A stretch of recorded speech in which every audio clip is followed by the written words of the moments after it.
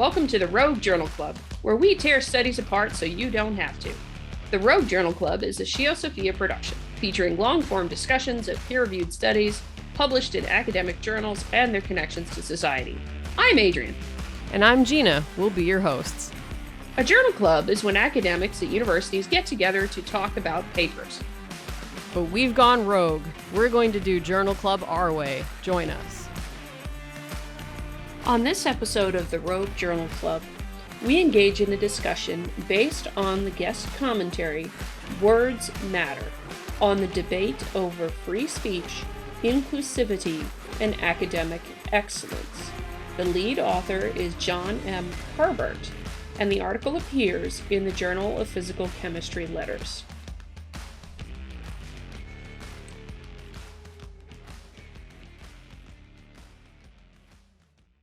I don't know where to start other than to say, what the flip was this about? I know. This paper was like, I don't even know where to start either, but we can start with the title. That actually says a lot. It's a pretty revealing and clear title. I'll give them that. They definitely didn't mince words in what they were talking about. No, they did not. And this is a very, very recent article because it was just published. So we get to do something somewhat breaking news-esque here on the Rogue Journal Club. Which is nice. Yeah, it didn't even hit ScioSophia proper yet. You haven't done your own channel? I haven't done anything on this one yet. No, I've been debating doing a little bit on it, but I figured if we were going to record, I might as well wait and let us both do it together, because I'm sure we both have some thoughts after reading this thing. Yeah. So it's called it. You go ahead and introduce it. So it is not the article, like the last one, is not a research article per se. It is a guest commentary, appears in the Journal of Physical Chemistry Letters, entitled Words Matter, on the debate over free speech, inclusivity, and academic excellence. Here we go.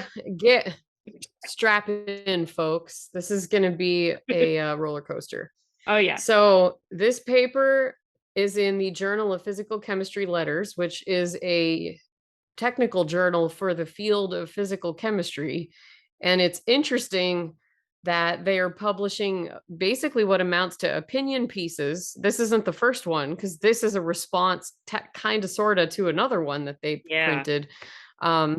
So I think I was just thinking about this because of my line of work. I care a lot about like rhetorical styles and things like that. And so this was written like an op-ed, and actually most of the references were news articles, which I thought was alarming for a peer-reviewed publication in a journal like this, which is not just some hack journal. This is like a technical journal that's fairly like reputable. So yeah. And then I also noticed that the author list is quite an all-star author list. When you first showed this to me, I thought, oh, this is grad students. This has got to be a bunch of early careers who are just No, these people, one of them's in the National Academy of the Sciences. A lot of them are at University of California, Berkeley, which isn't surprising given the subject matter. But there's somebody on here from MIT, and they're all like mid to late career. Well, there's only one. One of the authors is a program director for NSF, National Science Foundation. I saw, that was also a surprise, although not really, given the subject matter and NSF's direction that they tend to go with the recruiting. And I've even talked on another episode of this show, I think, about my experience being on an NSF REU review panel, or not review panel, but I was on a selection committee for an REU. I took my advisor's place because she was not able to come, so I represented her, and that was eye-opening. But yeah, so there's one early career, and she's even not that early career. So the reason why I think this matters is that these are people that are active scientists that are publishing and do good science, from what I can tell. I looked at some of their publication records, and they definitely do some serious science. These are not people whose careers are failing by any stretch of the imagination. So it was a little surprising to see such amateur writing from my training, just thinking that if an undergrad had put this kind of thing together with so many news articles as citations and so much internal contradictions and flimsy arguments, and just it was very, like, the writing itself was very good, smooth, sounded good and everything, but the quality of the argument and all of that, those things about writing were like a bad undergrad paper that I would definitely have red ink the shit out of this thing for, like, you didn't substantiate this point here. This is a non sequitur. You contradicted yourself here and here. Like, I marked it up, and then I was like, I don't even know where to begin on responding to this. It's one of the things that pseudoscientists, people who are trying to hijack the scientific process to promote crazy ideas that are that they don't approach properly. Because I'm okay with crazy ideas, don't get me wrong, but they do something called a Gish Gallop, which is like just to flood your brain with so many like wrong things that it would take like 15 books to properly unpack it all. And then you try, and then they just write 15 more articles just like that. And you're just like, I give up. I can't take all of this on. It would take so much work. So, and then it makes it actually really hard to make these kinds of things teachable moments for people who are trying to learn good scientific reasoning. So yeah, that was my impression of it. When I was reading it, my blood pressure was going up, and I was like, should we really talk about this? Is this going to be healthy for me? But I think it's necessary, and I've managed my emotions about it. So yeah.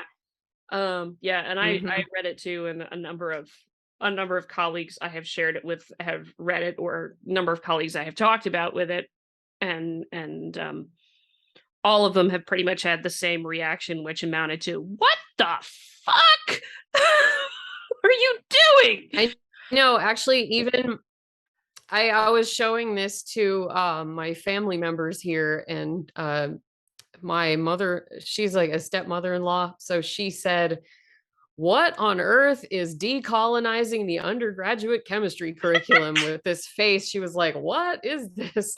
And I remember looking at her and being like, you don't want to know, but it's bullshit. So good job detecting that.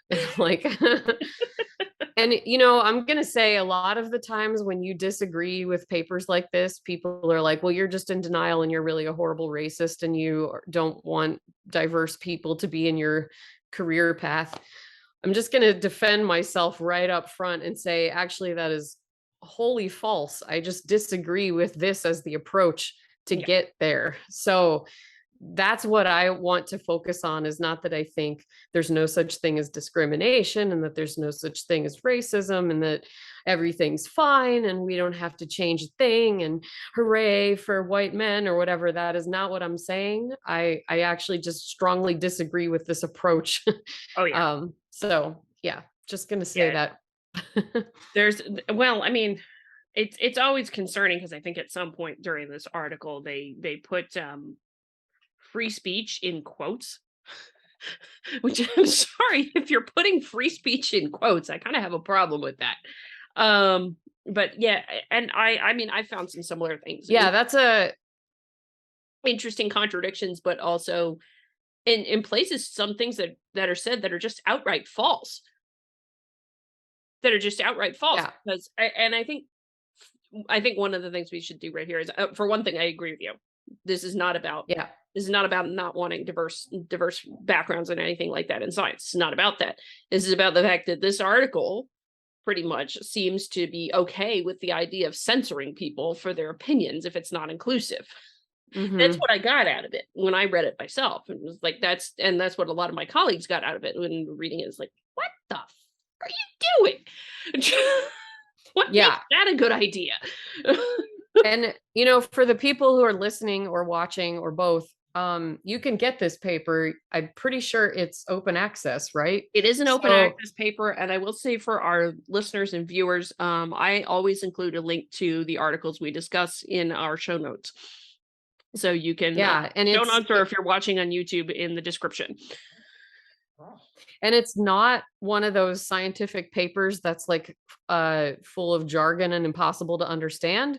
So if you're not an active researcher and you're not used to reading these kinds of things. You don't even have to be a chemist. I am not a chemist. So, and I was perfectly capable of understanding this paper. So I recommend for this episode to go get the paper and read it so you know what we're talking about. Because I showed my in-laws this, and neither of them are researchers and far from it, but they're interested in science, and she was able to pick out actually a lot of the fallacies in this without, she was like right on.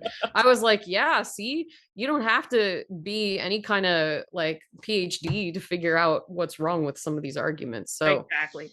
And I want to say, for background for our viewers and listeners, if you've been on the ScioSophia YouTube channel, I talked about an article called "The Peril of Politicizing Science" by Professor Anna Krylov.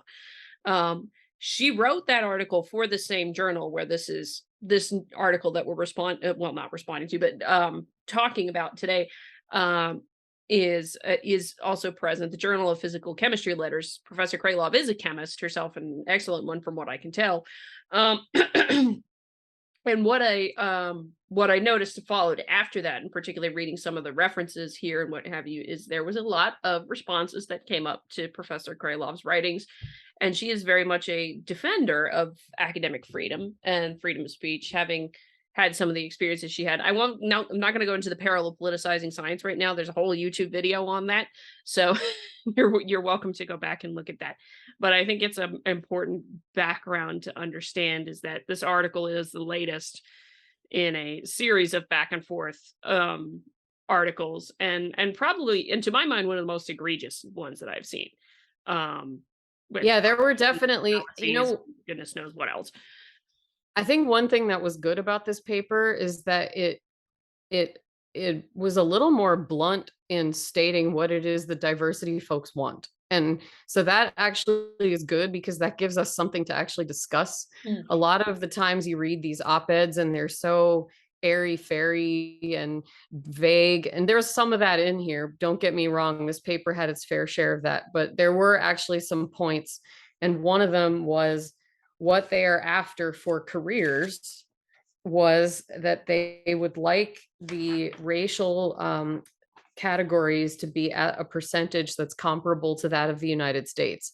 It was always unclear to me what they meant by diversity. So now I know what they mean. So it was this faculty hiring. We note with dismay that hiring of Black faculty at colleges and universities in the United States has actually decreased in recent years. At the current rate, the percentage of Black faculty will not reach parity with the percentage of Black Americans within our lifetimes.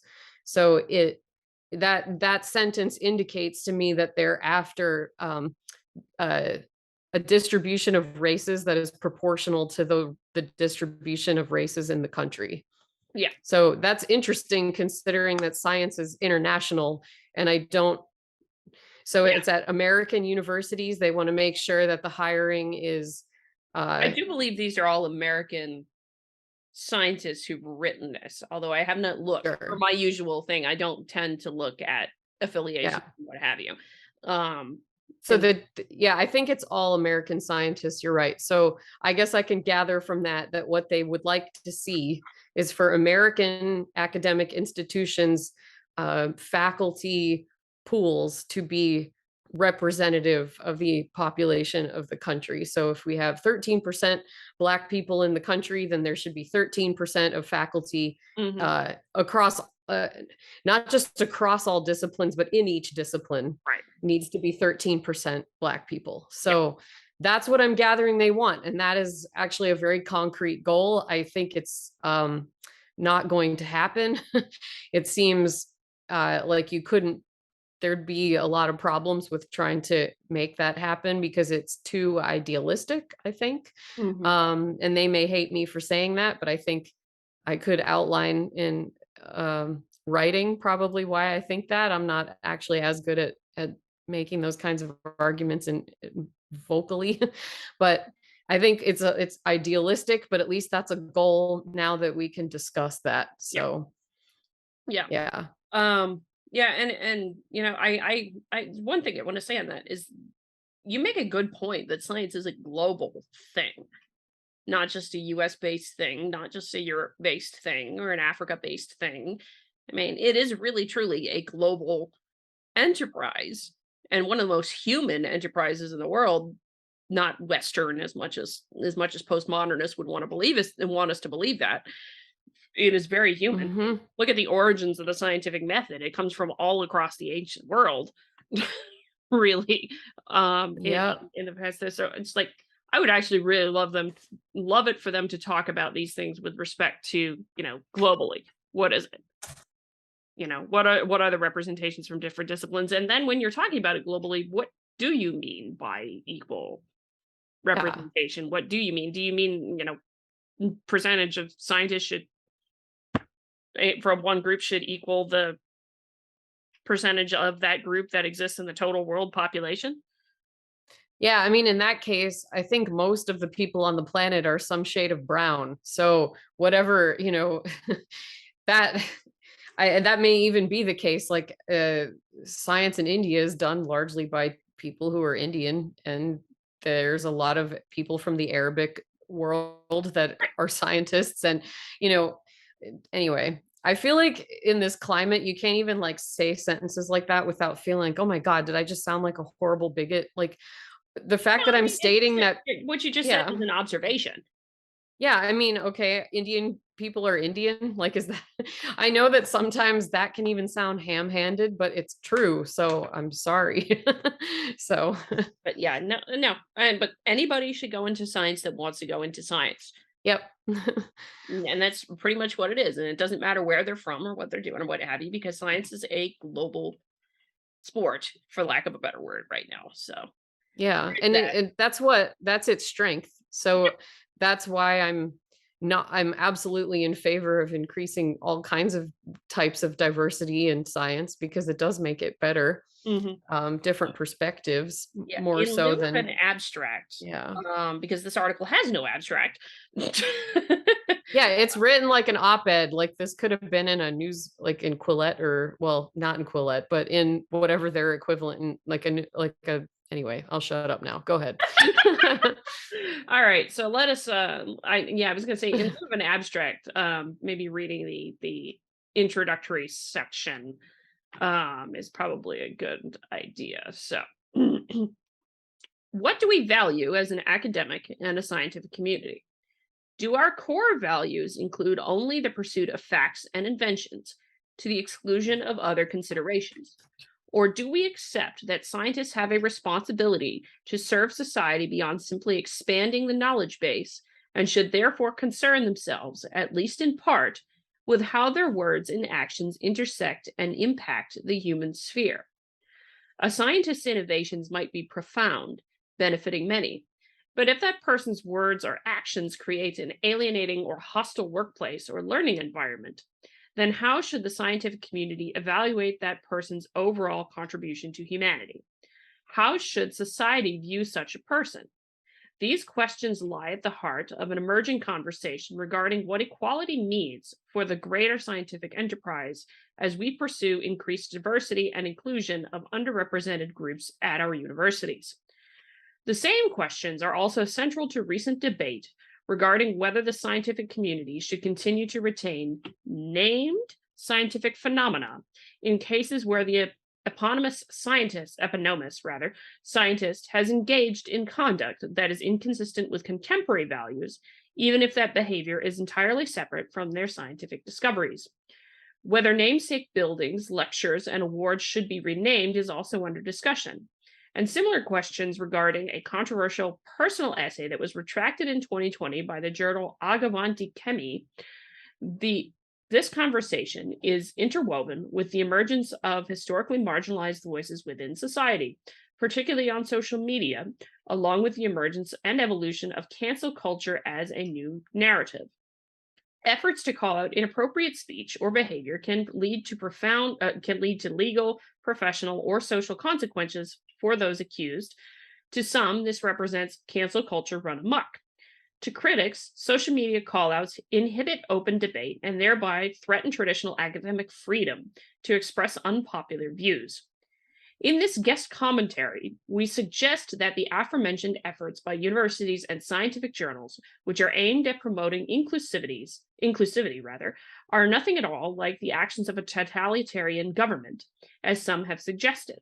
Diversity efforts, especially those targeting faculty hiring, have sometimes been mischaracterized as exercises in critical race theory, but this is equally hyperbolic in our view.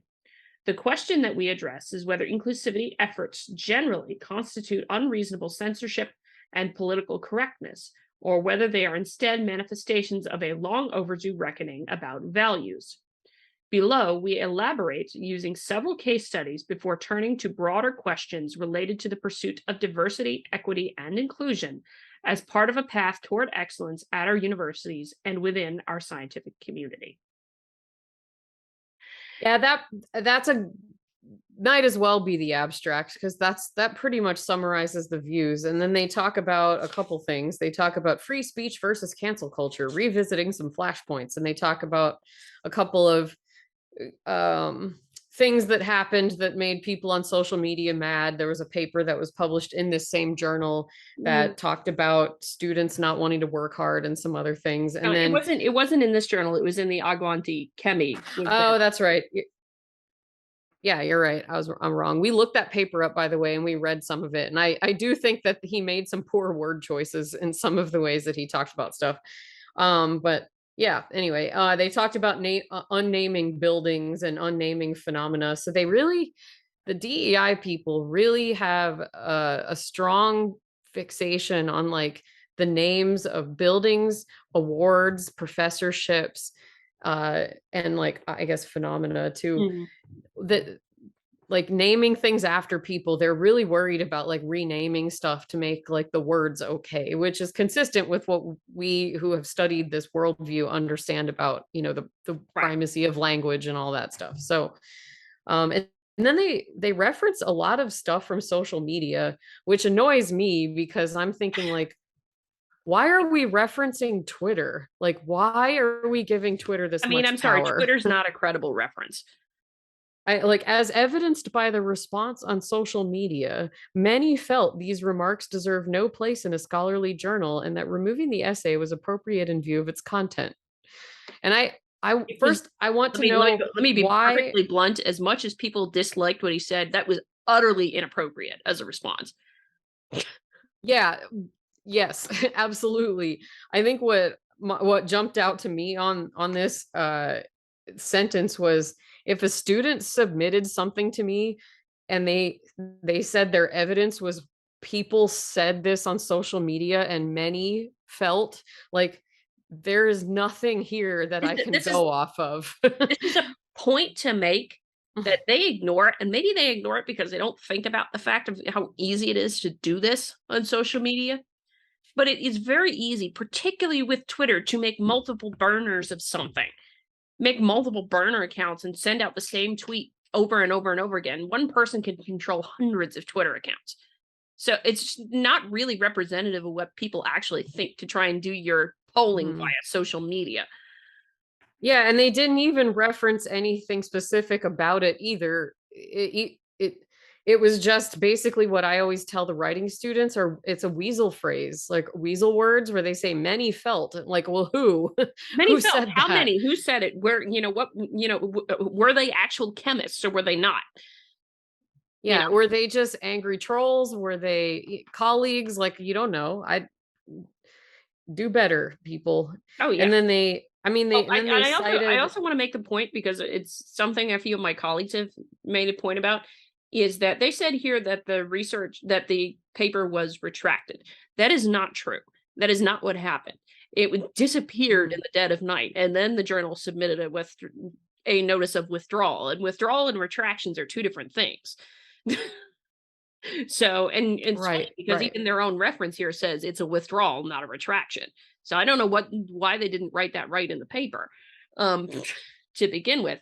And it's like they also ignored what happened after that with the different. Well, I mean, they didn't entirely ignore it, because they do talk about the resignation of the advisory board of the journal. Yeah, the resignation from its international advisory board.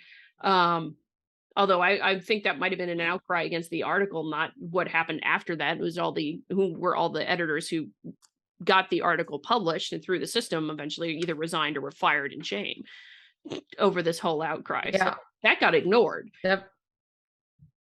So Yeah. I mean, all this stuff is a mess. And I think it's just, to me, this paper is very weak because it's circular referencing. oh yeah. They're arguing for their position and then citing their own people, like their own, not even their own people, but they're just citing other people who also agree with them, which is not necessarily valid as a strategy on its own. No. There would have to be a lot more to that. But I mean, if this group of people, yeah, please continue. I'm sorry. I was just going to say this group of people tends to also think that rationality is white. So if that's sometimes a first principle that it all falls apart upon anyway, for me to ask them to give a reasoned debate based on data and formal logic and rationality and philosophy of science, that makes me a white supremacist somehow for just saying that, which maybe this is not as extreme, but I sensed some essence of that in this. It was wafting. You don't have a way to know that. We obviously can't say that for sure because No. we don't know enough about what's going on. So that's a speculation on our part. Yeah, actually, that's not fair of me to say, because actually later in the thing, they did actually say they welcome reasoned debate. So I actually really hope that they welcome reasoned debate. I hope so on this too. topic. I also question, what do you mean by reasoned debate? Because the changing definition of words is a problem here. It does matter for sure. I think, well, I'll read their final paragraph because this is what they're passing the torch to the scientific community to respond. So we ask those who argue in favor of unbridled free speech to appreciate that science, politics, and prejudices are never really disconnected. Reasoned debate over how the politics and social discourse of this moment should influence our work is healthy and valuable, but we must talk to each other, not over each other, in order to make progress. We advocate for speech that empowers the next generation of scientists to create more just and equitable and hence more excellent scientific and a more just and equitable and hence more excellent scientific community. So that is what they're, yes. I had a question reading that statement, not for you, but for the authors. How do you know? For one thing, what do you mean by just and what do you mean by equitable? And how do you know that having more of both will make the community more excellent? Yeah, that's definitely a point of disagreement. I think that is one of the main premises that we have to discuss is like, just all of what you just said. I can't really paraphrase it any differently, but real, I don't know what that means. I don't know what they mean by excellent either. Do they mean better research papers? Do they mean higher grades? Do they mean more degrees awarded? Weasel words. There's a lot of vague weasel words in here.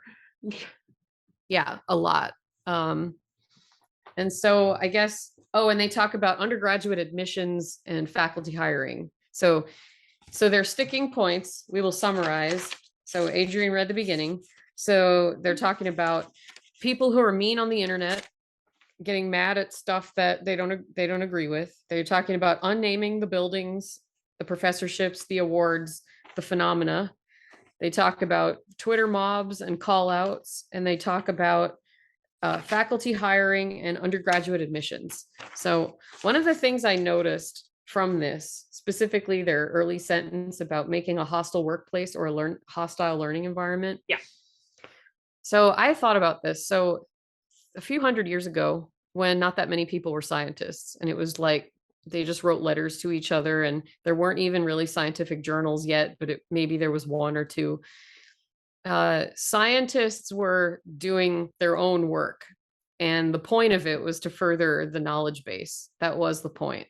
And by doing that, that was believed to be an apparatus that makes society better. Yeah. So the fact that it's an either or proposition with this group is already troubling to me, because it's like, you can make the world better and you can pursue.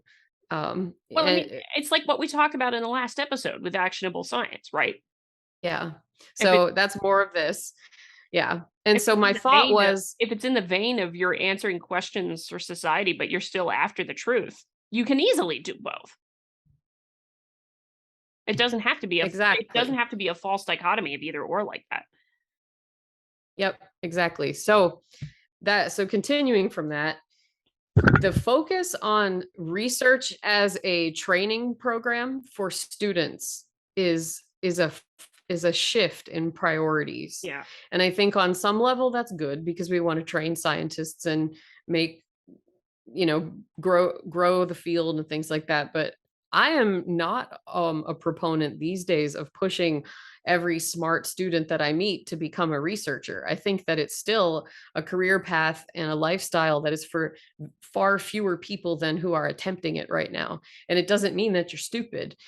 There's plenty of other things you can do if you're smart. I think research in particular is just a very weird life path that we've talked about this on the show before.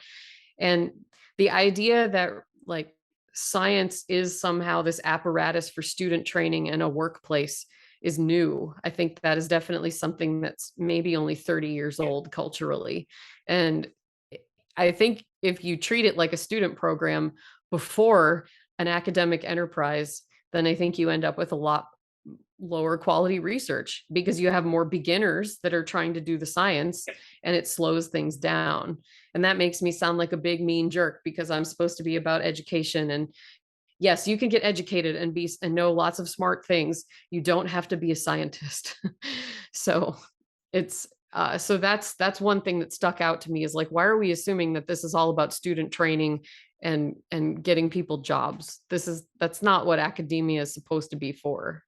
It's too weird for that. It's much too strange of a life path. It's like being a rock star. Almost nobody can really do it.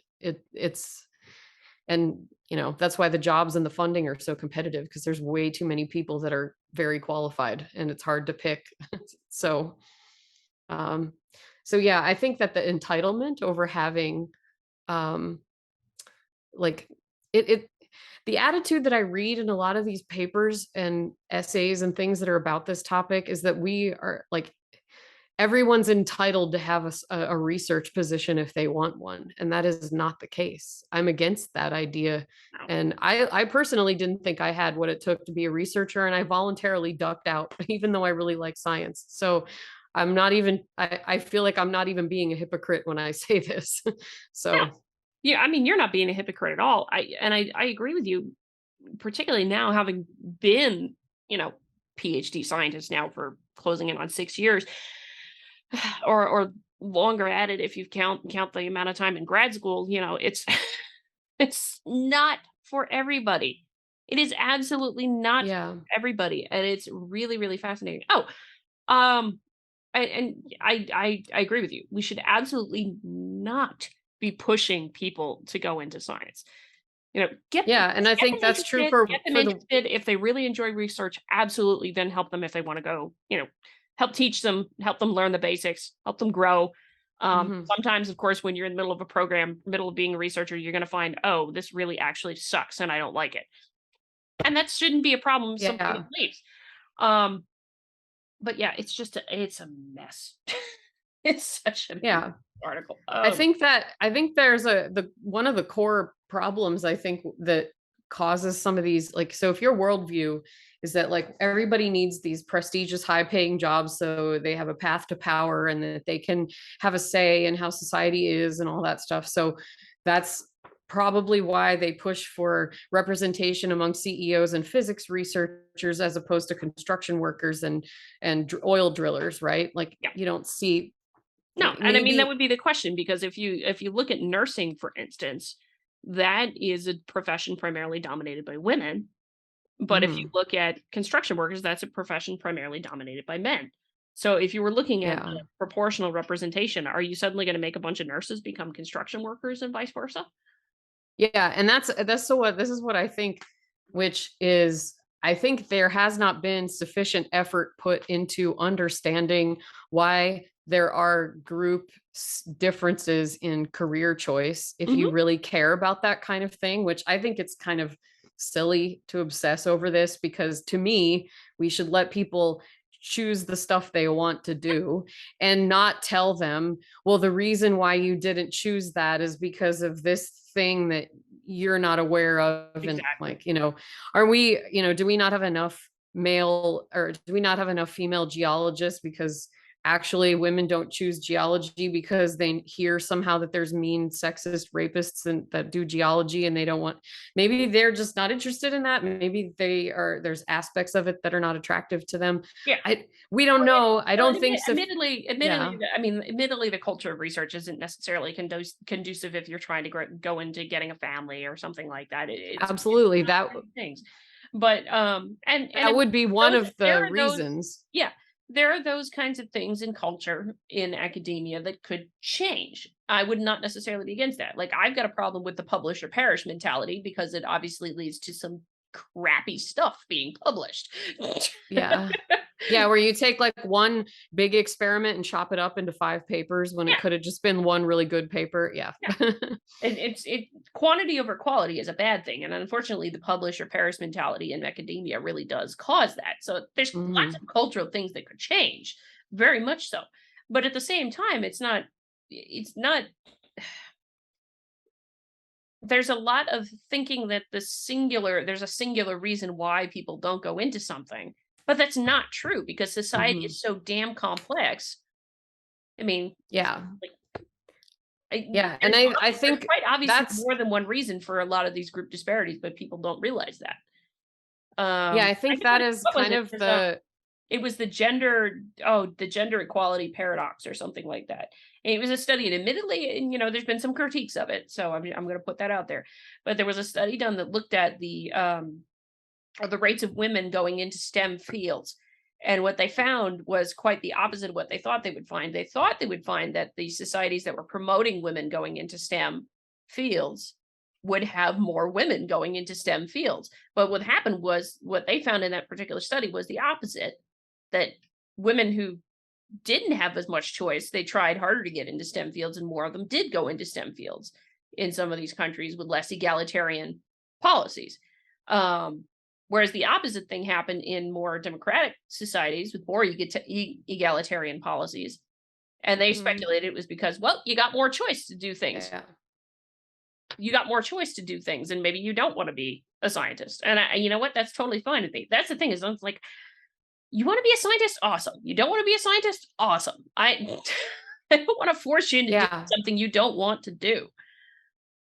Yeah, it's very, I think if you have the kind of worldview where your work is everything that you are, then you would feel entitled to having a job like a researcher or a CEO, because you have been in the academic bubble too long, or your parents maybe pushed you to think that this is what you needed to do to have meaning in your life, or to be worth something, or to be somebody. And that, I think, is a bigger problem to solve. And honestly, like you said, there's so many reasons why people choose the careers they choose, that I think striving for this perfect proportional distribution of races in every single scientific discipline and subdiscipline is probably impossible, simply because of how many variables go into what people choose to do with their lives. Like, and yeah, if there's trends where you see, like, if you're concerned about what African Americans are doing with their lives, like, first of all, why is that any of your business? Can you just leave them alone to make the choices they want to make? But anyway, that's my own opinion. If you happen to see particular career paths that more African Americans are doing, or career paths that very few of them are doing, you can ask why in an agnostic way, not assuming discrimination. You may find that some of the cause is discrimination. You may find some of the cause is family culture. You may find some of the cause is preparation in the pipeline earlier. You may find it's just not interesting to some people, and 20,000 other things that I can't list.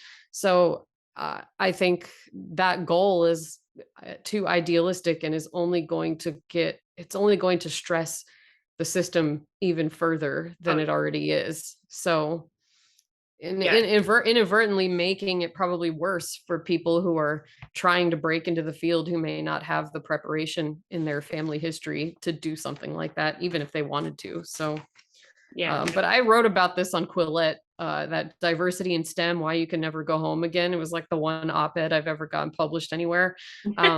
that pretty much outlines all these views. So if you want to know in a much more eloquent way what I think of all of those diversity recruitment efforts, you can go read that. But basically, yeah, so I think the faculty hiring and undergraduate quota thing, even though they didn't say the word quota, this, I don't know what they actually want to do. They did actually talk about blind review being effective, but they cited a news article about it, not an actual study. So I'm not really sure. Blind review is a good idea. Why can't we do more of that? Be completely blind review. I actually, they cited it for a while. Yeah. That's a critique that I've had for a while. Peer review should be utterly blind. You should not be able to see anything about the person who has written the article. Yeah. But yeah, there was one point I wanted to look up because I made a note about it a while ago. Oh, where is it? They write. Oh yeah, here it is.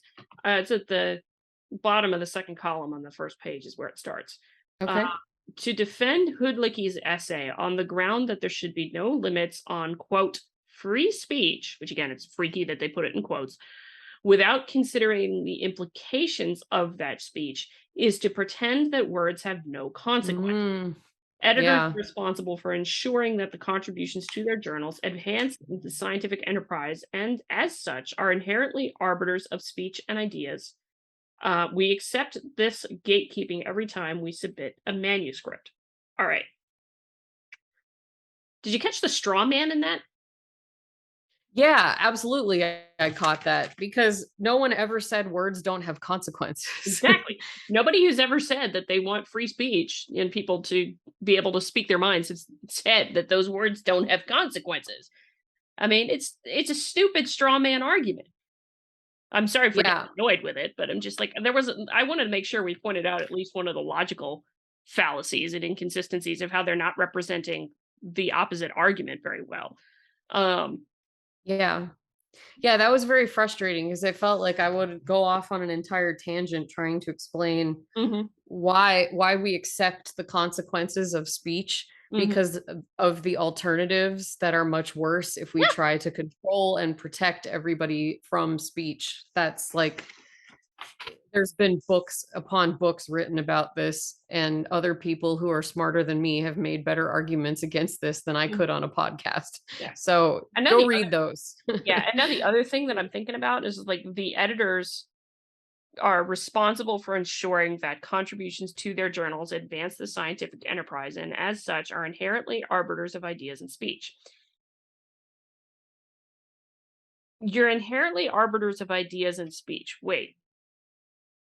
So if it's an opinion you don't like, it's the editor's job to take it apart? I don't think we're arbiters of ideas and speech. The process is no individual is. No individual is supposed to be. This is stuff that's supposed to be caught by peer review if it is a fundamentally flawed idea. If it's an opinion that needs a little bit more fleshing out, you could send a paper back for revisions or something like that. But to say you're an arbiter of ideas and speech, no, editors are not the gatekeepers for what is true. And to start to start giving editors that responsibility to say their job is to make sure this is morally correct and true. That's not their job. Their job is to make sure the process was followed, that the research, if it's a research paper, it was done in an unbiased manner as much as possible. Or, critiquing the opinion to make sure it is strong arguments, which I kind of question the editor of this journal if they didn't really critique this enough to notice that we pulled out some logical fallacies like that straw man just now. Yeah, I found another really good one, but it's not on the topic we're currently on, but remind me when we get to it. But I mean, if we're going through and finding logical fallacies, we can just have fun with that. But yeah, that would be like a word search puzzle. I could just go through. I don't know if the authors ever hear this show, I'm like, here's what I would say to you guys. You'll have the scientific careers that I would dream to have. And you should read some philosophy of science because there's some problems here that could have been fixed by reading just one book on that. That's all I'm saying. I know I sound like a jerk, but it's true. No. I think you're right because I think you're right because I've said it before. It's like I was never taught that. in my grad school career. I was never taught Yeah, philosophy and science. I read up on it me after the neither. fact, and now I'm looking at a lot of the stuff like this, and I'm like, "You wouldn't be saying this if you had a little bit of understanding." Yeah. Well, I'm okay, I'm gonna be a little more charitable. Let us suppose maybe for a moment they have read these things and have a different understanding about what it means, because sometimes Yeah. philosophy is a little open to interpretation. Oh, of course it is. I think the main thing I'm saying is that there are norms of science that are non-negotiable or should be non-negotiable. So if you want to kill cancer, you could kill the person, but then you would also kill the person, and then you would have no person. So I see this as like you could kill a lot of the problems with science, but you will also kill science in the process. Yeah. So it's almost kind of like it's self-defeating. Mhm. And I sometimes worry that that's the actual goal, but maybe not with these authors in Right. particular, since they're scientists. But the activists that initially developed these ideas, I think, would not be super sad if a lot of these rationality based systems went away, at least initially, until they realized what life would be like without them. But Oh, yeah. so I don't blame the authors of this paper for that worldview, but I do worry that a lot of academics don't realize what these worldviews are really saying and what the implications are Oh, yeah. for rationality. Like, rationality is not a tool of the white man. It's a tool that's quite useful for all of us, regardless of what our Mhm. color or gender or whatever is. So Which that what you were just describing is what critical race theory has implied many, many times. Postmodernist critical race theory, which is why it has no place in science, because it cuts against the normative principle of universalism, which is one of the things we try and uphold in our scientific process. yeah. So, speaking of critical race theory, there's two things in here that I think are worth talking about. Yes. So there's an accusation. I'm going to just list them back to back and then we can Okay. attack them, I think, in order. So there's one sentence they said at the bottom of the very first column on the first page. Diversity efforts, especially those targeting faculty hiring, have sometimes been mischaracterized as exercises in, quote, critical race theory. However, if you go to the next page, it is it's the first paragraph after subheading 2, academic diversity initiatives paths forward, on the second page. Yes. They say critical race theory, originally developed as a legal framework for understanding how institutions perpetuate discrimination, has become a pejorative, et cetera, et cetera.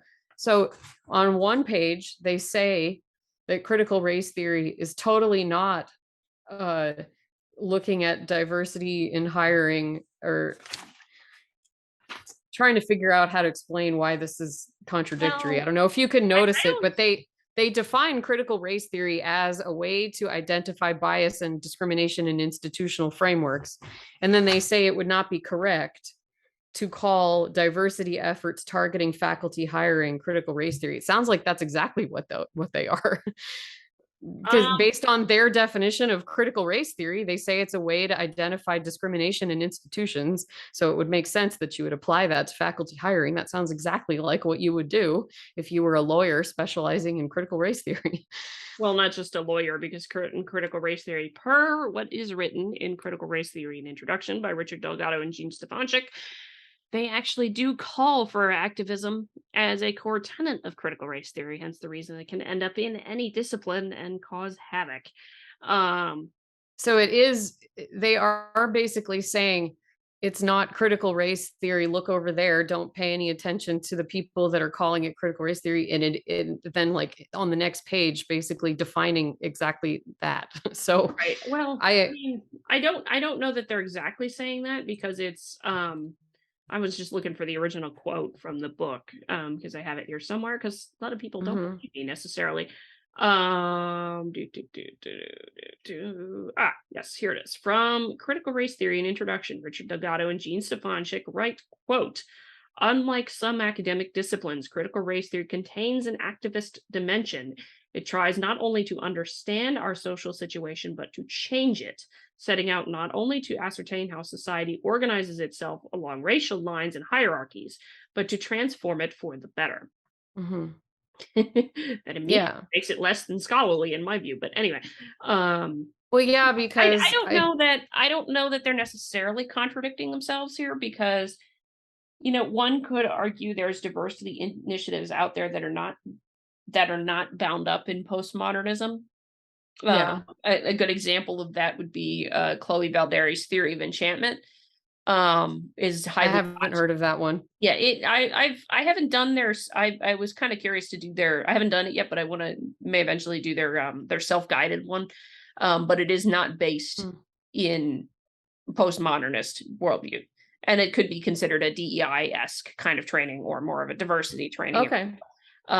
So Interesting. they might be I think able to weasel word that, say that they're not really contradicting themselves. So I'm trying to be fair on that. At the same time, that's true. at the same time, at least from anecdotal evidence, the vast majority of those in academia are in a postmodern basis that is connected to critical theory, not just critical race theory, but critical theory. So I think that I think they haven't necessarily done enough background reading themselves to recognize some of the postmodernist roots of DEI initiatives, which, I mean, if they had one of the things I wanted to point out to them is they talk later about implicit bias tests and all this other stuff. They don't talk about the plethora of literature that has shown that stuff is bunk.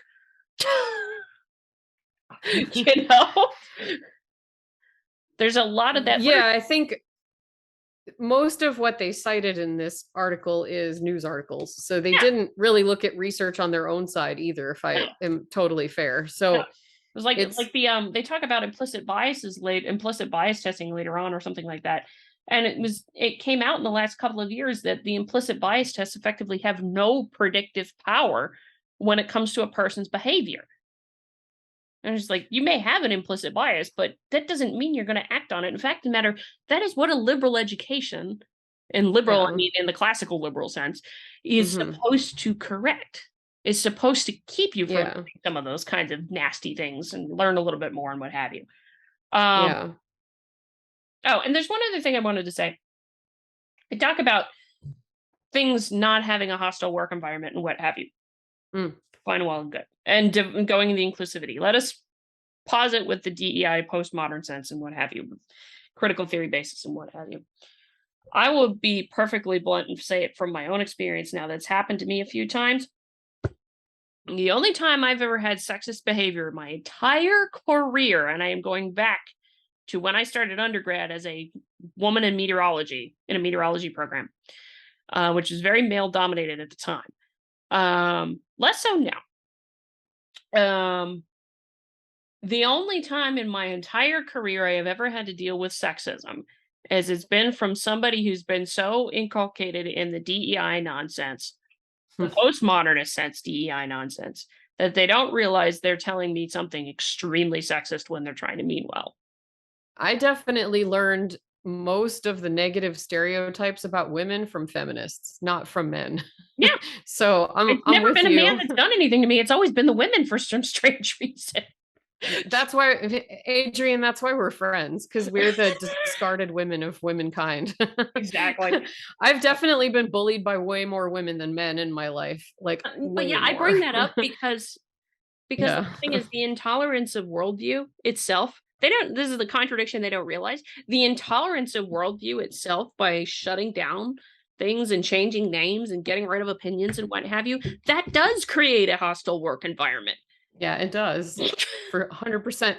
I mean, one of the big reasons that I left academia was because there was this implication that I was supposed to put my career above everything else, including my relationship. And that was really important to me. That was a way that I was going to have the best chance at a happy life. And I do now that I have chosen him over the career. And that was a big feminist no, but it sucks to be you guys. I'm happy now, but I mean, maybe they're all happy too. I can't really say, but I do have a lot of personal resentment because I felt alienated, and I wasn't even a conservative at the time. I don't know if I am now or not. I feel kind of weird calling myself that, but most I was, conservatives don't call themselves conservative. yeah, I mean, I was definitely very, very left at the time. Like I fully bought into all of these ideas at the time. So, and I felt like people were not listening to what I wanted that was best for myself. So all I think about now when I read these kinds of things is like how many people out there are sitting there like, can you all stop speaking for me? Because I actually have things that I want, and I feel like they're not represented in this worldview because it's very narrow. Well, So this is why they don't.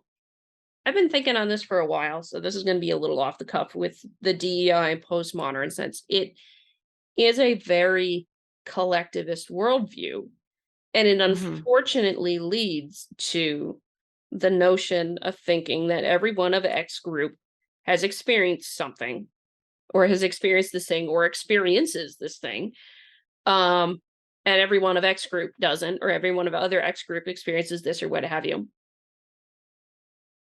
And it's such a, I don't know what the logical fallacy is, but it's so incorrect, because it's like you're overgeneralizing with people, really, is the only way I can describe it. But at the same time,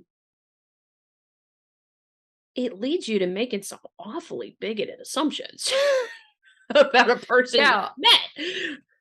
It has almost the opposite effect on your head. I think which is why a lot of the sociology research has shown that DEI doesn't work.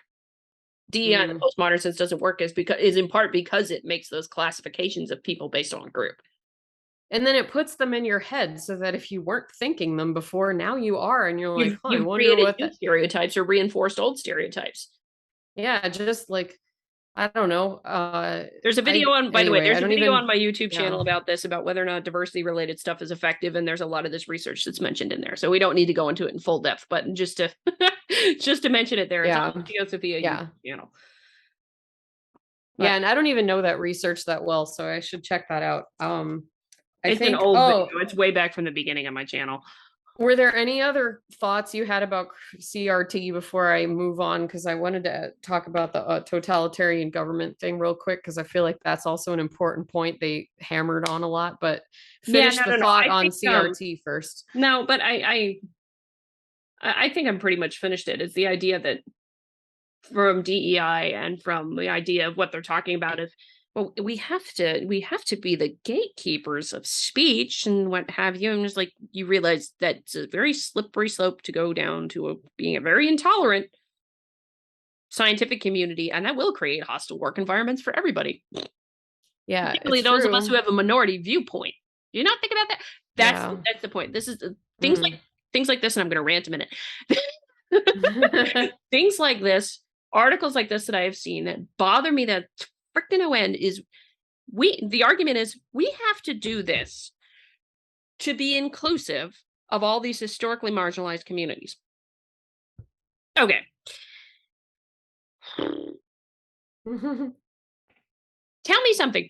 How are you being inclusive of diverse viewpoints by being exclusive of divergent viewpoints? Yeah, well, their answer to that is your viewpoints are wrong and you are bad. Exactly. But that's the contradiction. They cannot be inclusive of diverse viewpoints if you're silencing somebody with a divergent viewpoint.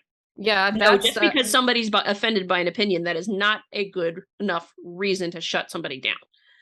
Yeah, I think this is the paradox of tolerance, right? Yeah. Yeah. So then the other paradox that they talk about is the paradox of, well, they don't talk about it, I do in response to what they say, is the paradox of freedom, where that you could freely choose to not be free. And that's true in a totalitarian state. If for some reason the people voted for someone to take away their right to vote. That's a handy jumping off. It's a handy transition. But also in this case, what they're talking about is something that's kind of coming from the bottom up. Yeah. That the scientific community, if however many of our fellow scientists share this worldview in this paper, they're effectively using their freedom of speech to say they do not want there to be freedom of speech, which is really odd to me. And this has been talked about among political philosophers for a very long time, centuries, probably more. Mm-hmm. As soon as the idea of a liberal democratic state, the concept of that emerged in human societies, they've been talking about whether this is a good idea or not, and can people handle the freedom, or do they need totalitarianism to keep them safe or something like that. So this has been going on since the Greeks, this debate. So anyone who thinks that raising the point that maybe free speech isn't so great, like, you're not original. This has been a debate going on for a very long time. And there's reasons why we have free speech. The alternatives have been observed throughout history, and they don't usually go very well. So that's what I go off of. Mm-hmm. And I mean, I can understand people getting aggravated when they're saying they want to shut down free speech. They get aggravated at being compared to totalitarian governments and regimes and what have you. Mm-hmm. But at the same time, one has to understand, there's like, we immediately think of USSR and we think of the worst things in the world that happened. And it's like, speaking for myself, my grandmother's family was murdered by the Soviets. My grandfather's family was murdered by the Nazis. I get that. I understand that people go right to those comparisons. But that's not where it started. And in the case of, in history, it's not necessarily where it ends either. Because when like totalitarian system is collapsing, they go back to the kind of soft repression, not the murdering of people, but the canceling of ideas and silencing of viewpoints and what have you, which Herbert et al. Here Orwellianly refers to as consequence culture. Yeah. Cancel culture, which is just creepy as all freaking get out. I think go ahead and finish your point, because but go ahead. But that's the thing where I understand why people are equating the idea of shutting down speech to totalitarian repression, because it started there with that kind of soft thing where mobs of people were either bought into the idea for whatever reason, they freely chose and said, no, we don't like this idea. We don't want to hear it anymore. So we're going to do whatever we can to shut you down. And we demand the government do this, and we demand other agencies do that, or other authorities do this. It doesn't start from the government. Usually it starts from people freely choosing they don't want to be offended anymore. Yeah. So that's a question that I don't know the answer to, and maybe you do. So maybe you can shed some light on this. The sort of, I guess, because every country kind of that arrives at that totalitarian state, in the USSR style or Nazi Germany or any of, of the modern examples in South America and things like that, how they end up there. And it's really hard for me, I think, sometimes to imagine what counts as the top and what counts as the bottom, because to me, a society is people. Yeah. And there are people who maybe have government positions, and there are people who have other kinds of jobs. But, if something comes from the bottom up, is science considered the top or the bottom? I think depending on how you see the world, if you like, so to me, this is coming from not the government. It's not a top down thing. It's coming from the community itself wanting to censor itself for some reason, which I think is a problem on its own. So like, what if there was data that was really, really disturbing and went against some of what we think should be true, but you go through all the efforts of collecting the data and you verify through, that's terrible that I said that, you try to falsify it and you fail to falsify it after however much research, and you pick apart the experimental design and you say, okay, this is actually a real signal that we have here, but it's really, really like politically unpalatable. What do we do about it? Do we ignore it, or do we not ignore it? And so to me, I think ignoring it doesn't make it untrue. It doesn't change the fact that it's probably affecting reality. And so if we ignore it, then we don't solve the problem. But some people might disagree and say that if we ignore it, then it will not exist, because everything that's real is just in our minds and it's based on words. So that's a fundamental difference. So if there's scientists who believe that you can ignore data and it will not be real anymore, that's bothersome to me, because that's a principle that runs completely counter to everything science is. So if you believe that, then you shouldn't be a scientist, or you should at least address that inside your head as to what that really means when you say that. So that's that. I'm going on way too long, but I'm saying no, it's okay. I've been ranting plenty. Yeah.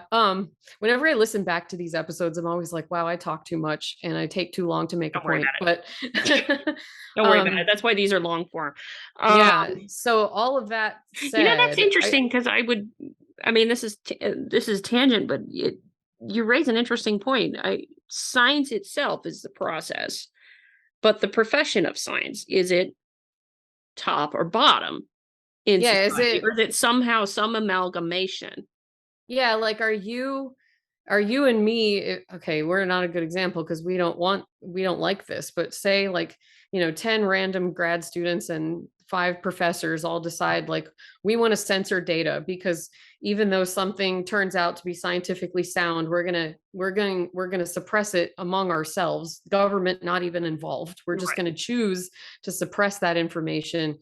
That alone should be bothersome without the need to compare it to a totalitarian state. My question is, how does it connect? Is that one of the ways that the Soviet Union became the way it is? Was it from random professors and students just waking up one day and saying we needed to suppress information? Or is that where the red, where was that where the Red Guard came from? Were those just radicalized random people that suddenly became government officials that suppressed? Like, so how did that happen? I'm not a full-on expert on how the evolution happened. So we'd have to go to others for sure, but I can comment based on what I know. The point where when you get to the point where the government is doing, well, how should I put this? Andrew Breitbart had a famous quote, and he said at one point that politics is downstream from culture.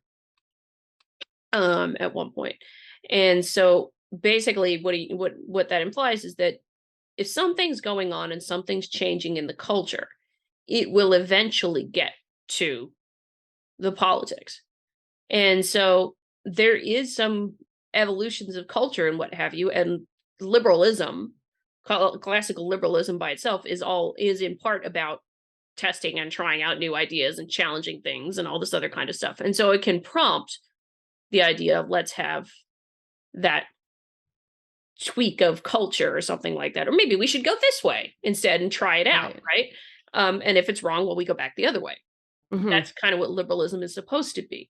But it does leave open the door for more totalitarian ideas and thoughts to get into the culture, and push the culture little by little, the community of people little by little, to the point then where politicians have to respond.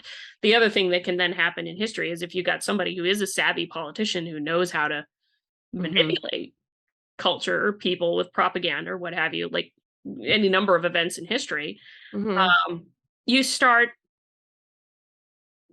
pushing people in that direction with little nuggets here and there, what have you. So like some of the things that have happened with Germany, was the idea is before they got to the point of, well, actually, no, even better. This happened with Soviet science and Lysenko. Lysenko very much pushed the notion that, and it got embraced by much of Russian society, was the idea that now this is all Western. This is all Western stuff. These people are all evil. They're anti-imperialist. I'm sorry, they're imperialist because Westerners were viewed as imperialists in the Soviet Union. You're politically incorrect according to their kind of thing. And, you don't like this, you don't like that, if you disagreed, kind of thing. And that idea was pushed and propagated. So it was the slow dehumanization of other that happened in the culture. And that othering makes it okay for the government to then come in and say, we're going to silence, we're going to crush dissent, anything like that, because they're an other and they make our people who are with us, who are human in our eyes, feel safe. So it's a safetyism thing at the same time, that they want to be safe from things that offend or things that come from the other. That's kind of what I worry about in this country right now, is some of the othering, like the really far splitting apart kind of things that are happening, Mhm. is a hell of a problem because that's eventually going to So trickle into you're politics. I think the more I think about it, first I have to correct something I said Yeah. before your last piece. Was I said Red Guard, and that was Maoist China, not Soviet There Union. was I there was a screwed up. similar thing though in Maoist China, so you wouldn't have been far Yeah. Yeah, and that was a student group actually, which is interesting. But anyway, I had to verify online that I had said that wrong because I was like, oops, that was probably inaccurate. That's okay. So anyway, but what you say, the way you describe that, it sounds like it was a cultural movement before it was a Yeah. government structure. So here's the next question. Are the histories of those countries similar enough to be able to make a comparison to now? Because what was Russia prior to becoming the Soviet Union compared to what are we now prior to becoming whatever woke dystopia that conservatives So are afraid of? Like, right. is the trajectory even comparable? Is this apples to oranges, or Well, I oranges to mean, the only tangerines, or right. Russia pre-Soviet Union was the Tsarist Empire. okay. So the czars were in charge. So basically, it was a monarchy. Um, there was a violent uprising in 1917, 1918, the Bolshevik Revolution, and that was when Lenin took charge. Vladimir Lenin was the first leader. Joseph Stalin came in some years later. Um, so he was in charge by the 1940s timeframe when the World War II started. Um, Mhm. so yeah, it was different, and admittedly, there were lots of problems, and that's the other thing from a cultural standpoint that you can capitalize on. If there's a society that's really unhappy, things like that, it can cause chaos. Um, Germany, I don't know for sure what it was pre-Nazi Germany. It seems like it was at least economically suffering. I'm They not, well, yeah, they not yeah. one of the things that did happen, as I recall in history, and please correct me if I'm wrong, people out there, I may be wrong. When World War One ended and the Treaty of Versailles was signed, the Treaty of Versailles was not very kind or favorable to the German people. And so it did cause a lot of hardship in Germany at the time. And I think some historians have argued that if they had changed the Treaty of Versailles and made it a little bit differently, then maybe Nazis would not have happened. But of course, obviously, you can't know that. You can't go back in history and fix that. But Mhm. there is that. But I don't think Nazi Germany was not a fascist country right away after World War One. It took a little while. It was like 20 or 30 years or so. And I'm just trying to remember what it was. This is where we're gonna do some live checking of something. Um do, do, do, do. Yeah, I know we need a third person on here who's a historian That might because be what we this is need. Yeah. tough. Yeah, it's tough to know these things, and I think it's super important to. So, but you can only read so many books so fast. I'm trying to work my way through the philosophy stuff Yeah. first. So yeah, so the German Empire was 1871 to 1918. And then 1918 was the end of World War One. Mhm. Um, here. And so the Weimar Republic was 1919 to 1933 in Germany. Okay. Um, yeah, the humiliating peace terms in the Treaty of Versailles provoked bitter indignation throughout Germany and seriously weakened the new democratic regime. So it was technically a democratic regime in there. Mhm. Not exactly entirely. I can't tell from the Wikipedia thing here whether or not it was a particular thing. In December 1918, the Communist Party of Germany was founded, and in 1919 it tried and failed to overthrow the new republic. Adolf Hitler in 1919 took control of the National Socialist German Workers' Party, which failed a coup in Munich in 1923. Both parties, as well as parties supporting the Republic, built militant auxiliaries that engaged in increasingly violent street battles. Electoral support for both parties increased after 1929 as the Great Depression hit the economy hard, producing many unemployed men who became available for paramilitary units. The Nazis, formerly the German Workers' Party, um, with a mostly rural and lower middle class base, overthrew the Weimar regime and ruled Germany from 1933 to 1945. Yeah, so basically a lot of what happened that ended up destroying the Weimar Republic was the with the crash in Wall Street, combined with the fact that the Treaty of Versailles was not very friendly to the German people to begin with. But one of the things that did happen during the Weimar Republic is that the Weimar years, there was a lot of great science being produced. There was a lot of Nobel Science Awards that went to German scientists. Dominated Hermann von Helmholtz, for example, Max Planck, Werner Heisenberg, rather. Chemistry, likewise, you had great chemistry companies like BASF and Bayer were founded at the time. Sure. Mathematicians George Cantor, David Hilbert, Carl Benz, the inventor of the automobile, Rudolf Diesel in engineering, Wernher von Braun, rocket engineer, Kohn, Koch, and Virchow, microbiology. Some of the best in the world at the time were in the Weimar Republic. But as one of the things that is a problem with totalitarian regimes is it usually does result in huge regression in scientific progress in a country that embraces it. Yeah.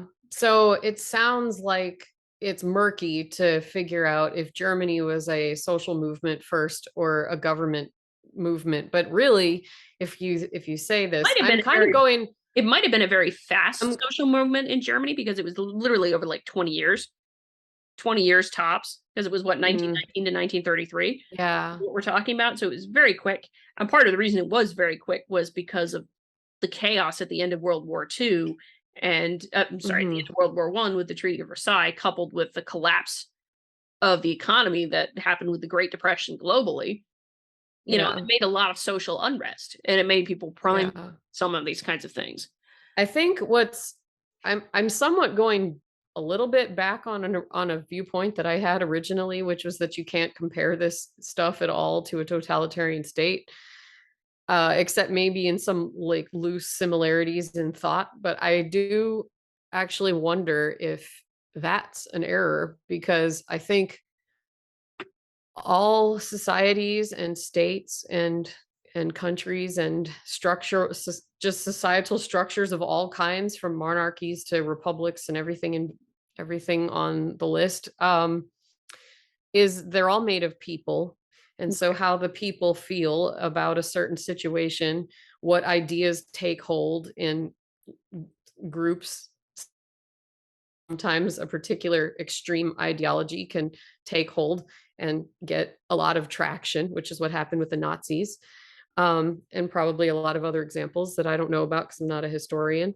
But I think maybe there are some similarities we can draw that I was not willing to accept before, because maybe these things do start always grassroots, because that's how everything starts, including society itself. So I guess the one thing I'm still skeptical of is whether we here in the United States need to actually be worried about losing free speech.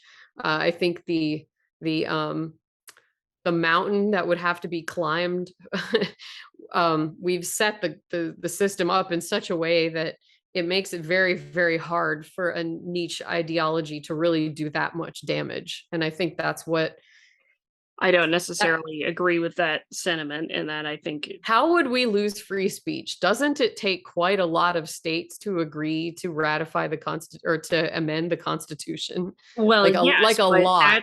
You're thinking about the very top part of it with the Constitution, but what this article is more after, and what some of the concerns are more after, and the idea of the culture, is if the culture changes where it becomes wrong to offend anybody, suddenly you can't talk freely, but you've never changed the Constitution. So you mean it's going to be always more at the culture level, just the way the mood of society will always be, the mood of society will always be that way, but not always. Yeah. Yeah. But if it comes to an end, You're more it's going to be from the grassroots, not from necessarily trying to not necessarily from trying to amend the Constitution to get rid of the First Amendment.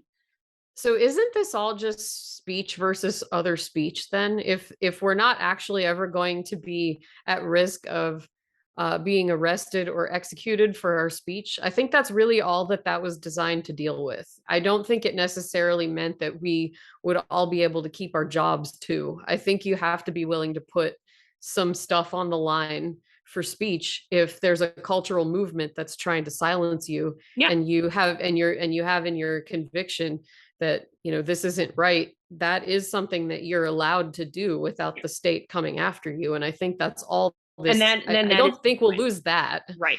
And that is the point. And I think to come back around to our article here, because we kind of went off on a history tangent. It was relevant. I defend relevant history tangent, but yeah.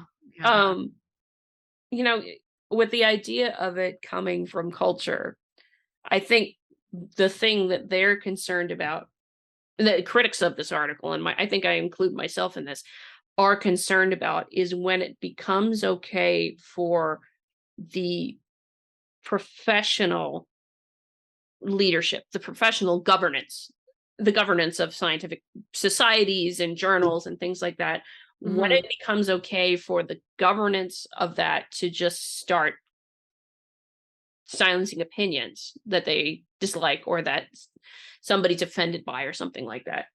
That's sort of science's own equivalent of what might happen if we got rid of the First Amendment to the Constitution, in a sense. I think that's the only way I can think of to describe it, that's what the concern is if you push with this kind of consequence culture thing, as they put it, which again is freaking Orwellian. Yeah, it doesn't. It doesn't mean anything. Yeah, you're pushing toward the idea of, you're not going to get published. You're not going to get those publications you need for tenure if you have this kind of opinion that the professional scientist community doesn't like. And that's where it gets really leery. And that's admittedly some of the things I'm concerned about. So I wonder if that's what they're getting at a bit with some of the critiques of articles like this. It's like, wait a second, I'm sure we're pushing for our professional societies to silence people. Yeah, I mean, that's definitely bad. And I think definitely as scientists, we should all be speaking up about the alternative to this and explaining why we don't agree with this, because this is speech, and so would be speaking out again. Like, I'm in favor of all of it because I agree with you. I think that's really very bad. I don't necessarily worry about it as much because I imagine, well, yeah, that'll suck for the university system. I think it's already taken a big hit, and I think it will continue to suffer. It will suffer, and the university system will probably not be what it once was. But it doesn't mean that all of the knowledge that we have among ourselves as researchers in our own heads and with what we have at our disposal, our talents, abilities, institutional knowledge, like societal knowledge, I don't think that will go away. And that means that there's always going to be something else that the smart people figure out how to do to keep a lot of these things going. Who says that it has to be a university? Who says that it has to be a government lab? That's just the way it is now. And it's hard to imagine what else that would be. And it's definitely not an easy path to try to find alternatives to these behemoth organizations that have, I worked in laboratory biology before I did writing, and that's not something I could just build in my house. You need millions of dollars to do many kinds of research require way more money than small little groups of determined individuals would have at their disposal. But I think that that's a narrow-minded fear, because where there's a will, there's a way. I don't think it would be an easy path, but I think that the paths are not closed. And I think this DEI stuff is actually pushing innovation in ways that it probably doesn't expect because it's making it harder for the smart people to do what they want to do. So they're just going to go find another way to do it. Yeah. Or they're going to attempt to anyway. Or Although they'll move, it becomes more they'll, difficult when the funding mechanisms get influenced by this crap too. So it's just like really need to absolutely, reimagine. that is an enormous, enormous bummer. Yeah, and as much as I don't like the phrase, because it has been co-opted so much by postmodernist stuff, we do need to reimagine the structure of how we fund and do scientific research, in the sense of we don't like publisher Paris, we need blind peer review. The culture of academia has gone kind of off to the weirdest places in the world. Speaking from Yeah, experience, um, on that one. there's So it's plenty of problems to solve. yeah, I mean, it's just need Yeah. to reimagine, how do we fund it? Because I like the idea of potentially maybe crowdfunding research, right? You could do that, particularly with something that's really popular and society really needs anyway. How many $5 donations do you get to the 50K or something like that that you need, to do this? Yeah. Things like that. There's ways to do it. And I mean, I honestly don't think that long term universities and government labs are going to be the places where we do it. I just don't see it lasting. Um, I don't see that lasting forever. There's so many different problems with it, and it is such a bureaucratic nightmare to get anything done that sometimes I'm amazed we progress. Yeah. um, I and think, I do think that the postmodern DEI stuff is most definitely going to be pushing people away. In fact, matter I know of more than enough scientists and young scientists, some folks who are younger than me, who are running away yeah. I mean, it's a because of the shame. DEI stuff. There's parents that I talk to who are uncertain of what to tell their smart high school student what they should do after graduation, because the universities are increasingly toxic places for anybody who doesn't want to be an activist at this point. And it's frankly pretty exhausting. I definitely think a lot about just like hiding forever in my woods and like not participating in any of this stuff, because it is very depressing. And it's I think I've said it in like literally every episode we've recorded that the biggest thing that breaks my heart is hearing so many people with PhDs and, advanced training in science reject the tenets of science without even realizing it. And then even when you try to show them, even in the most kind way possible, like the contradiction, they either look at it and say, yeah, that's a good point, but I'm going to not agree with that anyway, or they just don't see it and there's like nothing you can do. It feels very I feel very helpless a lot personally in trying to explain to various colleagues and friends, like, that's great that you want to help people have happier lives. However, this is not the way to do that. And how do you get them to believe you that you know what you're talking about, and not just look at you and go, I wonder if that person is secretly a huge bigot and a horrible racist and actually just wants to preserve their white privilege or something. Like, you don't know what they're actually thinking because they just sort of nod and Well, it is a ignore thing. you. Yeah, you're hitting at a thinking trap that it seems to have affected an awful lot of people, regardless of where you're coming from on this, and that's the Mhm. mind reading and the catastrophizing traps. That it's like Yeah. you want to mind read what a person thinks about why they did something. That's a lot of the Hmm. problems with some of this DEI stuff, and particularly like the microaggressions literature is full of it. You're mind Yeah. reading that the intent wasn't ill, or you're Yeah. catastrophizing that this is a bad thing, or you, for whatever reason, going all the way back to what the euphemism originally meant when it was, first used, instead of what it is now, because language Yeah. evolves as much as it does, and somehow that's things like that. And of course, the micro Yeah. literature is so bloody flawed too. Um, I think it was sad to me for papers like the one we're discussing, yeah, was it that this paper was written by like seasoned, experienced researchers. And it scares me because it makes me think, well, if these are the people that are at the top of the field and they can't actually make like a basic that they fall for these ideas without actually realizing what they're saying, unless they really do realize exactly what they're saying and they don't want science to be rational anymore. That's disturbing to me too.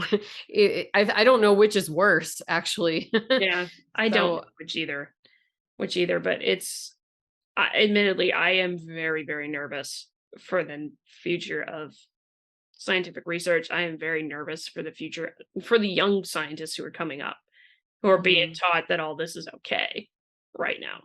You know, I that it think is it's, okay to shut down opinions you disagree with and things like that. And admittedly, it's not yeah. everyone. I have met a bunch of young scientists who are like, this is such BS. I'm not doing that.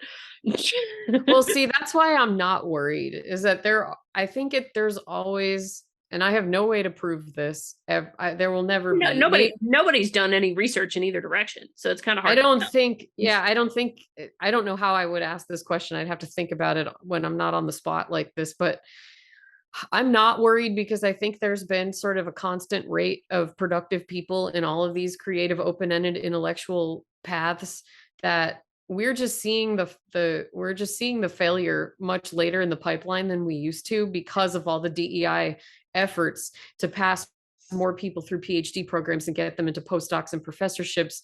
And then at some point the training wheels have to come off and all the help goes away and you're actually expected to do something. People used to fall out of the pipeline in 8th grade and find other things to Yeah. do, and we wouldn't notice how many people would not have succeeded at being a scientist, or how many people were good at school and became researchers but fell for the DEI ideas because they were never taught how to actually do philosophy of science. And Well, yeah. And I also yeah. think this is the thing, is that as scientists, we're trained to be very much specialists. So often we rely on others. And so I just wonder if Mhm. a bunch of folks, not just the authors of this paper, but others, um, how much they were just, went to a seminar on DEI or something like that. And because they don't have time to look into it themselves and they're so specialized in their own thing, they didn't bother Yeah. to go check. They didn't bother to go say, is this reasonable or not? Yeah. And Um, it sounds very nice. A lot of it at the outset is presented. If you're not, honestly, if you've never been swept up by a bad idea before and got spit out the other end of it, you don't notice the strategies. You think it's actually this nice thing that's going to help the world be a better place. and it's not. It's not. And I know that my husband and I have both been spit out the ass end of bad idea cults and understand what that feels like, to get swept up in that righteous indignation and to feel like you found the solution everyone's been missing. And you think this is the next thing that's going to change the world, and everyone's just trying to suppress it. And all of the things that they Mhm. say are the same as all of the other Yeah. bad ideas. They use the same strategies, but if you don't recognize the logical fallacies and all the other problems, because you've never needed to in your life, you never had the experience to go off of, and you're not taught about it in school because you Mhm. don't learn like real scientific reasoning. You just learn critical thinking, which is this bastardized version of scientific thinking. Yeah. You don't actually have the tools to recognize what this actually is. And Yeah. so then you write papers like this because you really want to help the situation, and it's not going to help. Sorry. Yeah. Yeah. Speaking of So speaking of, I did want to get to two of the paragraphs in the last section because it I know. Why is this episode going to be 7 hours long? I'm sorry. no, we both have a lot to say about it. And I mean, this is one that provoked a lot of thoughts for both of us. And this has been great Yeah, conversation. I think I'll. I just love these kinds of chats, but let me see here. It's the second to last and the third to last paragraph in the article. It's before the last concluding paragraph that you read earlier. Um, Mhm. Rather than advocating in favor of unencumbered free speech for its own sake and devoid of consequences, again, straw man, we advocate for speech that promotes freedom but recognizes that words have consequences. Straw man, nobody said that words don't have consequences. This is a problem. Scientists have an obligation to consider how the totality of their words and activities impacts the full range of stakeholders in the scientific enterprise. colleagues, trainees, institutions, and society. It is a fallacy to assert that exceptional scientific accomplishment should be celebrated regardless of egregious individual conduct. Why? Because to do so erodes trust in science and violates broadly held principles of academic and professional ethics, social responsibility, respect for human rights, and non-discrimination. I want to start with that paragraph because why do scientists have that obligation? Doesn't necessarily mean they do. I don't. I mean, it's like Yeah. that's not something that's even debated here. Why do we have an obligation to consider how the totality of our words and activities impact? And I got another thing. Fallacy to assert that exceptional scientific accomplishment should be celebrated regardless of individual conduct. What would you say then to Marie Curie? You know the story of Marie Curie and Svante Arrhenius? For our viewers, for our viewers and listeners, let me let you know. Marie Curie, Nobel Prize winning chemist, one of the first women, if not the first woman, to win the Nobel Prize in chemistry.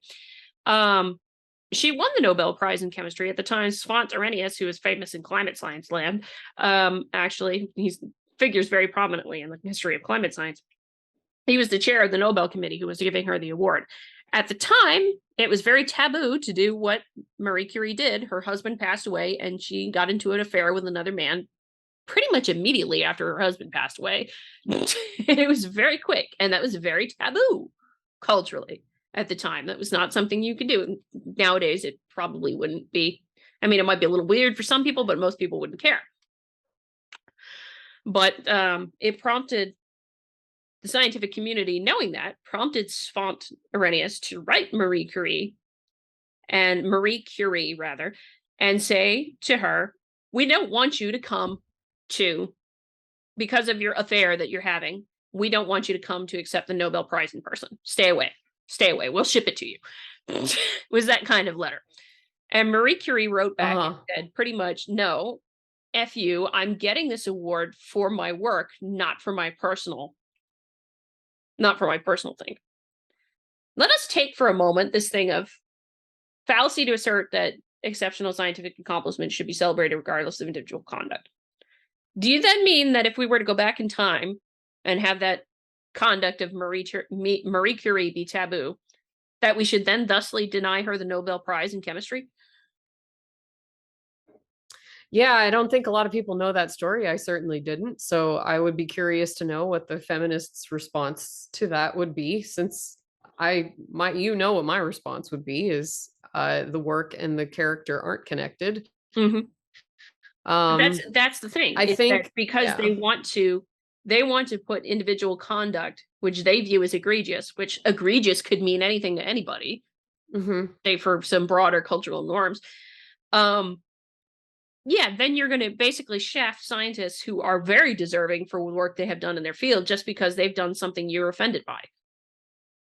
Yeah, and I think it's one thing if you do something that's against your workplace's policies, you lose your job. Oh, yeah. But your work, your scientific contributions still exist. That's not something that should be connected to your person. It's the work. And that is actually one of the something that does come from, and I don't know what the right word would be for it, but that's one of the things we accept as scientists, is that there's a reality that is disconnected from our perception, however perfectly unknowable it may be. It exists, and we always strive towards getting ever and ever better at detecting it. And that the idea is that anyone could do that's why we have reproducibility standards, and why we have materials and methods sections, because we're explaining how literally anyone could pick up the tools and repeat it and get the same results. Obviously that's idealistic and doesn't really occur, but that's the goal. And even though it's idealistic and doesn't really occur, it occurs well enough that we're able to solve a lot of problems with really clever solutions because we believe this. There is an advantage that's concrete and measurable that you have by believing this. So rewinding way back, we accept at the outset that the human being is disconnected. If you don't like that, which it sounds like the authors of this paper don't, then you have to sort of explain, I want to know a mechanism for why. And Yeah. if it's just to punish someone by taking away their legacy, then I think it is you who is making too much of the legacy, not them. Like, like why? I guess if I had to think about it from their perspective, it would be, well, they don't want to see people who are mean to other people be successful in life and remembered for good things. Yeah. But I think the truth is life is weird and complicated and kind of sucks sometimes. And that is an uncomfortable truth that we all have to live with. So, That and is maybe they don't agree with me that we have to live with it, but I mean, good luck trying to separate those things. You're not going to be successful at removing people's contributions. Like if you do that, you have to do it all the way. Yeah. And then we go back to living in caves. And do you really want that? So yeah. And the last paragraph I want to read so we can wrap up. Here is academic scientists and educational institutions do not exist in a vacuum, but are an integral part of a greater social fabric. Training students for a given vocation is only one function of a university, whose broader purpose is to define a community dedicated to the pursuit of knowledge and to personal and civic development in order to contribute to the good of society. We must therefore be aware of our responsibility to foster vigorous but respectful and reflective discourse consistent with the free and open learning ideals of university culture for all of its members, emphasized by the authors. We can and should expect excellence, yet we should not ignore or discount lived experience and perspectives that differ from the mainstream. Normative assumptions are often challenged by experiences from the margins, and some of our margins are presently being challenged by those who advocate to examine the people that we honor and the language that we use. This is not cancel culture. It is evolution and progress. As scientists, we can approach these emergent viewpoints with tolerance and respond in ways that are respectful and measured. I think we need to not be apologizing for Twitter mobs then if we want respectful and measured debate. I think we need to not be including Twitter citations in our journal articles then. Yeah. That's no all Twitter I have to say citations, about that. no apologizing. Carry on. No getting rid of an article because it's an opinion you don't like or an opinion that got people offended. I mean, I'm sorry, the editors should have stood up for the author on that one. As much as, yeah, he used some fiery and inappropriate language. I read parts of that essay too. So there were some choice words that I would not have used. Yeah, but there's that. Yeah, I mean, I had that thought too.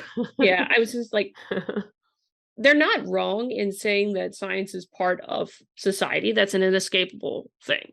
Scientific institutions are part of society. The better question to ask, though, is what is the purpose of scientists in society? Is that, the change the world mentality, or is it we are the folks producing, well, not producing, but gathering knowledge and pursuing the truth and trying to provide that to society, or is it the activist kind of mentality?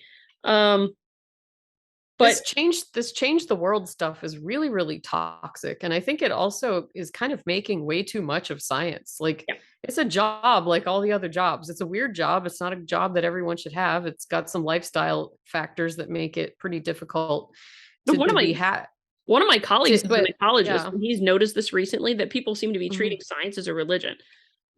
Yeah, they're making way too much of it. Like it's the most important thing and it's a way to have an impact. I mean, when you leave science, they make you feel like, there's nothing else you could possibly do with your life that would ever be as impactful as being a researcher. They don't say that, but that is the feeling. And anyone who's ever walked away from academia has felt it. Like there's sure. Definitely like you can feel it with every, and that's not data, right? My feelings are not data. So sure. No, I'd be curious to see someone do a survey on that, to be honest. It would be interesting. Like, have you ever been thought of as a failure because you left your academic path and went and got a different job? Like, do people see you as a failure?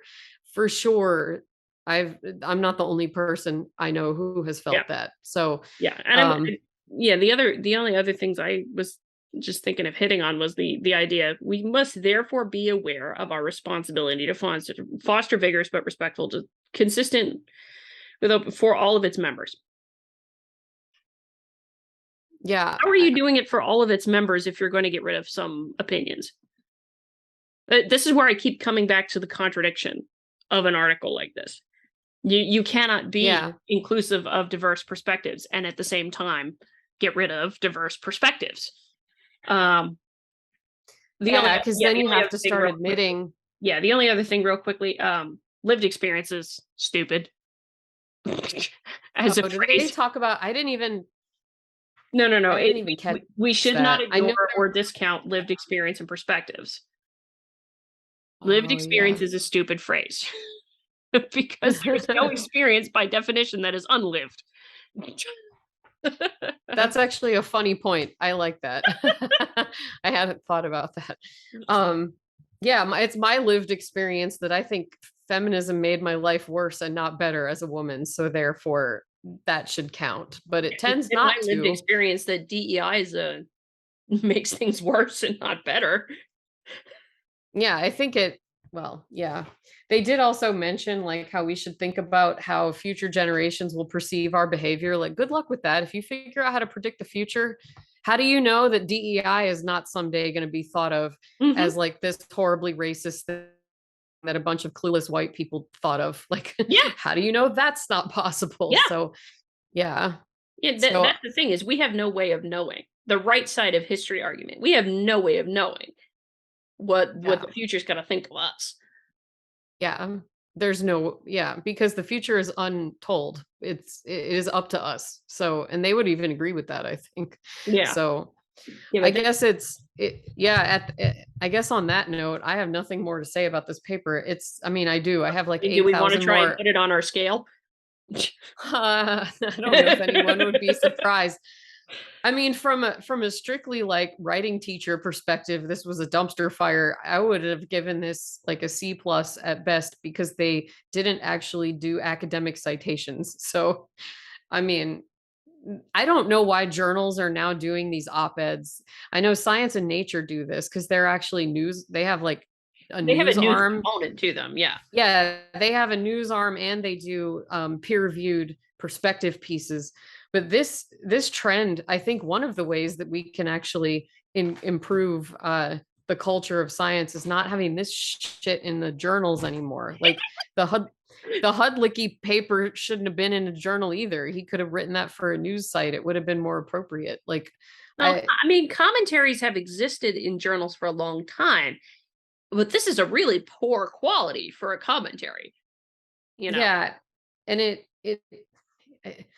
I don't know why I think it's an unhealthy trend, especially since honestly, when I read this, it sounded like internet arguing to me. I thought that was like the quality of the rhetoric was like, it sounded like a more well-written, fancier version of some stuff I've seen on forums. Like we should be doing better than that as academics.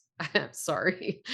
No, I don't disagree. I actually very much agree with that sentiment. I mean, I put it in the vein of dumpster fire, but then again, I was biased because I'm just like, you're promoting censorship. We're just going to go in the direction of dumpster fire because of that. But I mean, I also go in the direction of dumpster fire because of the inherent contradictions and the logical fallacies that plague the article. Really, there's quite a lot of logical fallacies. We didn't even get into them all. Yeah, so many. And this is one of those things that it would have to be like a 10-hour conversation, which would be better expressed in writing, because then you could lay it all out evenly and organized. And, I still am a bit of a flawed character as a podcaster because oration is not one of my skills. That's why I write for a living instead of speak. This is designed to be conversational. So it's very hard actually to unpack some of these ideas efficiently because there's just so much backstory to all of them. So, but clearly I'm glad they put in the notes that this is a guest commentary that are the view of the authors, not the journal.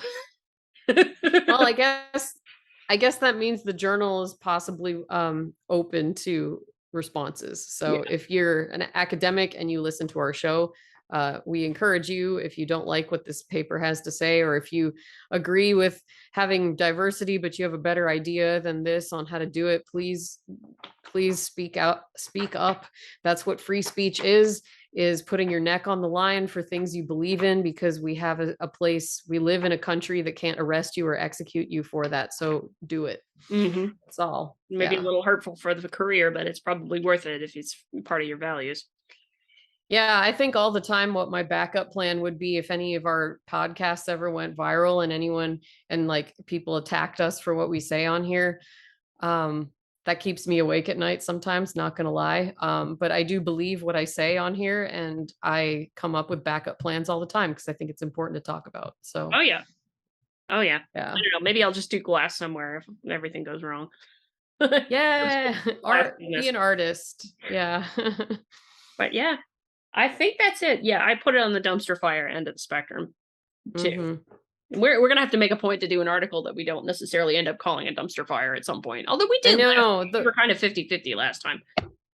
The bad ones are just more fun. But actually, I think on one hand, the one positive about this paper was that it was very clear what some of the diversity goals are. And it's evident that they care about the names of stuff and faculty hiring and undergraduate admissions. So that's what they're concerned about. So at least those are areas that we can all discuss and talk about how to improve the actual problems in those things. So yeah, definitely. So, okay, well, I think that's it. Stay curious, everybody. I stole your line. All right. Well, I hope you all enjoyed listening, and we hope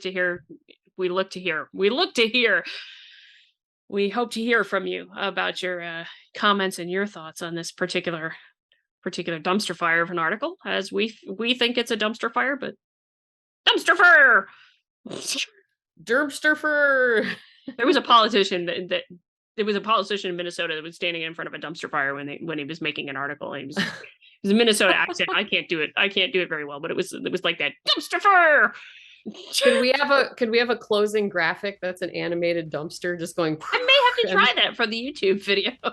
Just see what we think. Maybe I don't know. Maybe I can like Photoshop the title of the article into the dumpster fire or something like that. Yeah, there you go. All right, I'll try that. Maybe it's the YouTube version. Alrighty, that's it, everybody. We hope you stay curious. See ya. Thanks for listening to this episode of the Rogue Journal Club. If you want to suggest articles for the show, please consider becoming a supporter of ScioSophia.locals.com. The link for the Locals community is available in the show notes. The Rogue Journal Club is a ScioSophia production. Copyright 2022.